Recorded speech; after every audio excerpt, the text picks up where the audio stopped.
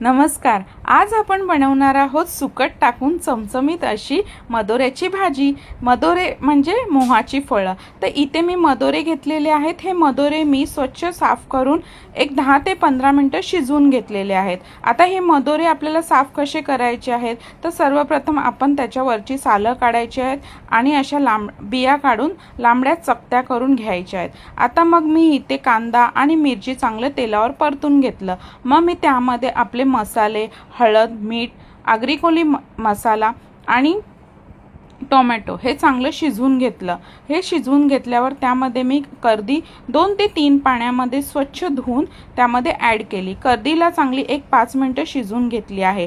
मग त्यामध्ये शिजवलेले मदोरे ॲड केले। आता हे सर्व मिश्रण मी 7 ते 8 मिनिटं शिजवून घेतलेलं आहे आणि अशी आपली सुकट टाकून चमचमीत अशी मदोऱ्याची भाजी तयार झालेली आहे। वरून थोडीशी कोथिंबीर टाकलेली आहे। रेसिपीचा संपूर्ण व्हिडिओ वरलीची मोनाली या यूट्यूब चॅनलवर अपलोड झालेला आहे। अशी मदोऱ्याची भाजी भाकरी बरोबर एक नंबर लागते। एकदा नक्की ट्राय करून पहा। धन्यवाद।